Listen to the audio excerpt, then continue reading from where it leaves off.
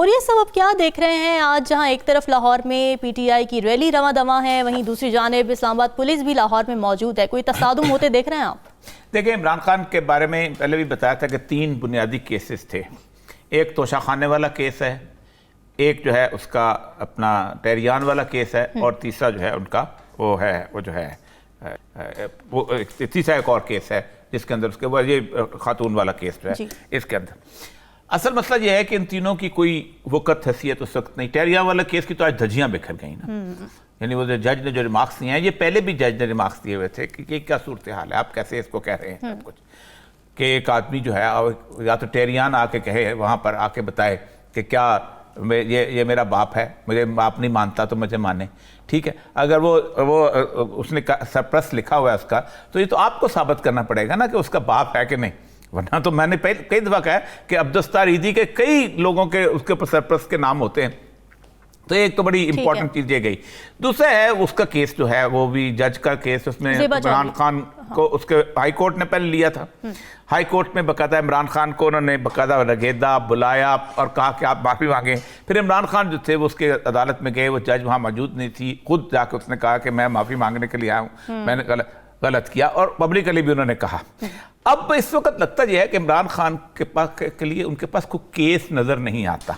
अच्छा। वो सिर्फ एक अपनी अना पूरी करने के लिए, उसको ह्यूमिलेट करने के लिए वो समझते हैं कि इसको इमरान खान को हम गिरफ्तार करें, या शायद जो लोग कहते हैं कि किसी के साथ किए गए वादे पूरे हो रहे हैं। अच्छा। मैं उसके ऊपर क्यों ज़्यादा पता, मुझे तो वादे का नहीं पता, लेकिन लोग जो खबर चलाते हैं वो ये है। लेकिन असल मसला बुनियादी तौर पर यह है जो मैं यहाँ बताना चाहता हूँ कि 1977 में जुल्फ़िकार अली भुट्टो जो था वो कम उरूज पे इतना नहीं था।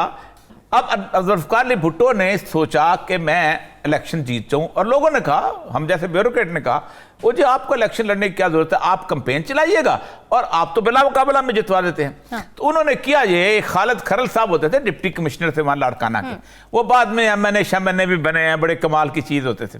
उन्होंने कहा भुट्टो साहब आपको लाड़काना से जितवा देते हैं। फिर सारे वज़राए आला ने कहा कि अगर भुट्टो हो गया तो हम भी हो जाएं, हम क्यों जाएं कैंपेन के अंदर। फिर चारों वज़राए आला भी हो गए, फिर और वजीर भी हो गए। इससे पहले दिन इलेक्शन हो गए मशकूक, ठीक। उसके बाद जब इलेक्शन लड़ा गया, इसी तरह की सूरत हाल थी, आधे बंदे जेल में थे, आधे बंदे बाहर थे, फलां ये था वो था, सब कुछ होता रहा। आप सोचें कि 77 के इलेक्शन जो थे एग्जैक्टली इस वक्त के मुकाबले में सिर्फ 10% खराबी थी।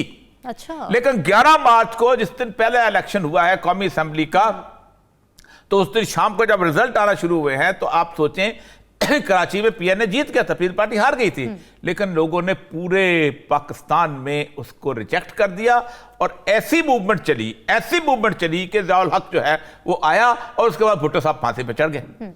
आज इस वक्त जो रैली इमरान खान की निकली है, ऐसे लग रहा था जुलूस निकल रहा है, मतलब चारों तरफ कंटेनर लगे हुए हैं, ना मोटरसाइकिल वाला आ सकता है, ना गाड़ी वाला आ सकता है, पैदल आप उसके साथ। उसके बावजूद उसने इतनी बड़ी रैली निकाली। अकल के अंदो, तुम्हें नहीं पता कि उसकी पॉपुलैरिटी क्या है, तुम करना क्या चाहते हो।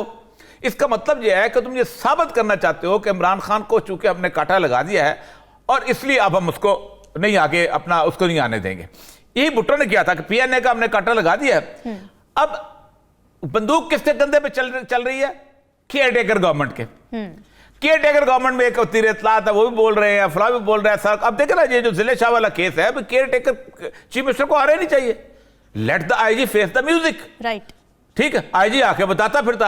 असल मसला यह है कि इस वक्त सिविल एडमिनिस्ट्रेशन बहुत अजीबोगरीब मखमसे में है। सिविल एडमिनिस्ट्रेशन बहुत सारी बातें जो है वो नहीं करना चाहती। अच्छा, रेंजर्स को बुलाया गया। अब रेंजर्स का मसला यह है कि रेंजर्स के पास तो एक हथियार था, गोली चलाने का। तो क्या आप गोली चलाएंगे? अगर आप गोली चला दी तो उसको गोली चलाने को संभालेगा कौन? ठीक है, 10,000 हथियार है ना पुलिस के पास। अब ये है, वो है, फला है, अब तो खैर बहुत सारे आ गए एंटी राइट इक्विपमेंट, लेकिन रेंजर्स के पास तो एंटी राइट इक्विपमेंट नहीं होता। हाँ। क्या करेंगे? अब रैली को 5:30 बजे तक वापस खत्म करो, ये कभी होता है? उसके मुकाबले में आप पूरे सारे पाकिस्तान के टीवी चैनल जो है मरीम नवाज को दिखा रहे हैं। क्या होगा? 22 करोड़ अवाम ये पहले से तय कर लेंगे दिमाग के अंदर कि अगर इमरान खान को 5 वोट भी कम मिले तो ये धांधली से मिलेंगे। अब अगर कोई नवाज शरीफ का या पीडीएम का कोई बंदा जीतता भी है तो अवाम नहीं मानेगी, और वही कैफियत होगी जो 1977 में थी। तोशाखाना का 2002 से अब तक का रिकॉर्ड पब्लिक कर दिया गया है, जिससे जाहिर होता है कि हुक्मरान रहने वाले तकरीबन सभी बड़े नामों ने इस बहती गंगा में हाथ धोए हैं। इस सिलसिले में एक बड़ा सवाल यह है कि आया सबने तोशाखाना के कवायद व ज़वाबित की पासदारी की? बहरहाल अदालत ने हुकूमत को तोशाखाना का 2002 से पहले का रिकॉर्ड भी पेश करने का हुक्म दिया है। चुनांचे उम्मीद ये की जाती है कि इस मामले में भी जल्द दूध का दूध और पानी का पानी हो जाएगा। अच्छा और ये सब जो लिस्ट पब्लिश की गई है उस पर बात करने से पहले हम थोड़ा तोशाखाना को डिस्कस कर लेते हैं कि तोशाखाना है क्या, उसके कवायद व ज़वाबित क्या हैं, कीमत कैसे तय होती है, कौन तय करता है और कीमत तय करते वक्त कौन से फैक्टर्स को नज़र में रखा जाता है? देखें, 2-3 चीज़ें बहुत अहम हैं इसके अंदर।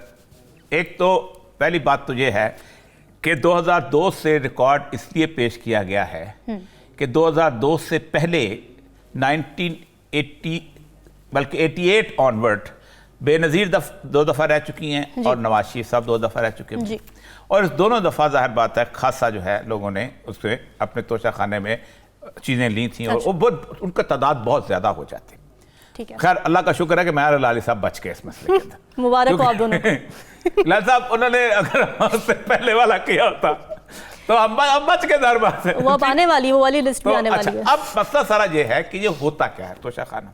तोशाखाना बुनियादी तौर पर होता ये है कि जिस वक्त आप एक जगह जाते हैं तो आप भी कुछ तोहफे लेके जाते हैं, किसी को देने के लिए, ज़ाहिर बात है खाली हाथ तो जाते नहीं हैं, और वहां से जब आते हैं तो आपको फिर वो एक पैकेट आ जाता है बर रास्त तोशाखाना में कि जिसमें लिखा होता है कि प्राइम मिनिस्टर को ये चीज़ है, फलाने को ये है, फलाने को ये है, फलाने को ये है। क्योंकि ये तो नहीं हो सकता ना कि वो बहुत बड़ी बड़ी चीज़ें जो हैं वो आपको उसको सामने हाथ में पकड़ाते फिरे, ये रूटीन। वो जब तोशाखाना के वाले के पास आ जाता है तो वो फिर जिस बंदे के नाम चीज़ आई होती है वो उस बंदे को कहता है कि आपके नाम की चीज़ आई हुई है, क्या आप are you intended to buy this? Right. उसमें फिर एक रूल है कि 3 लोग जो होते हैं, FBI federal bureau of revenue जो है, ठीक है, उसके 3 बंदे की एक कमेटी बनती है और एक बनती है जनरल पब्लिक में से। अच्छा। मतलब जो लोग होते हैं कोई किसी मतलब कॉर्पोरेट से कोई कि बताओ भाई इस चीज की कीमत क्या है। ठीक है। उन तीनों के दरमियान होता यह है कि अगर 25% का फर्क हो, मतलब फॉर एग्जांपल अगर ये ऐनक मिली है और ऐनक अगर जो है ये 5,000 रुपए की है, उन्होंने असेस की, और दूसरे ने अगर कहा कि नहीं 5,000 की नहीं है, ये कुछ 4,000 की है, तो 4,000 वाले को एक्सेप्ट कर लिया जाता है, जस्ट टू गिव एक मार्जिन की चलो ठीक है। उसके बाद 2018 का जो रूल है उसके तहत तकरीबन 15% के करीब जो है वो उसकी वैल्यू लगा के तो उसको बाद उसको दे दी जाती है कि तुम इसको खरीद लो। अब ये उसकी मलकियत है, वो उसको जो मर्जी करे, अपने बेटों को दे, अपनी बेटी को दे, अपनी बेटी के जहेज में दे, अच्छा, ठीक, अपनी बीवी को पेश कर दे, बेच के घर बना ले, ये उसकी मलकियत है। एक तोहफा जब किसी को मिल गया तो ये उसकी मलकियत है। अब ये केस तो ऐसा इतना बड़ा नहीं था, लेकिन चूंकि इमरान खान को हमने जलील करना था और घड़ी चोर कहना था, उसके बाद हमने ये शुरू कर दी। इसके अंदर है कि 2 चीजें तो बेची ही नहीं जा सकती।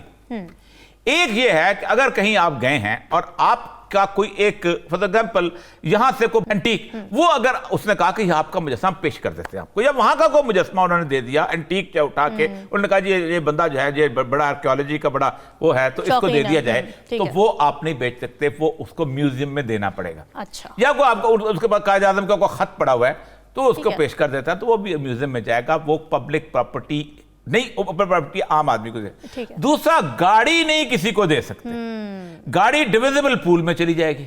उस वक्त नवाज शरीफ साहब नए आए थे इंग्लैंड से वापस, ठीक है जी, और आके उन्होंने इलेक्शन कैंपेन शुरू की थी, और उसके बाद शहबाज शरीफ साहब की हुकूमत नहीं बनी थी पंजाब में जी, ऊपर बनी थी किसकी हुकूमत? यूसुफ रज़ा गिलानी की। तो फिर ये ला तो आपने उठा के पड़े फेंक दिया। उसमें मेरे जैसे ब्यूरोक्रेट जो होते हैं ना, वो एक बड़ा शानदार किस्म का नोट बनाते हैं। अच्छा। और नोट ये बनाते हैं कि he has been the ex prime minister, बड़ा गरीब मस्कीन आदमी है, गाड़ी नहीं खरीद सकता है, अच्छा, और इस तरह के हालात है उसके, इसलिए इसको रूल्स रिलैक्स करके इसको गाड़ी दे दी जाए। और चूंकि ये मर्सिडीज जो है ये वो है अपना क्या नाम है बुलेट प्रूफ है, तो इसको दे दी जाए। ये ऐसी चीजें हैं जो बनाए, और नोट बना होगा, आई एम श्योर किसी सेक्रेटरी कैबिनेट ने ये नोट बनाया होगा, क्योंकि ऐसे कोई अपने बला सर पे नहीं लेगा। कोई भी बोर्ड ऑफ रेवेन्यू को सेक्रेटरी कैबिनेट हो, वो कहे जी मुझे गाड़ी दे दो, उसने बकायदा एक नोट बना होगा और कैबिनेट से मंजूरी हुई होगी या प्राइम मिनिस्टर से समरी गई होगी। इसके साथ साथ और बहुत सारे ऐसी चीजें हैं जी।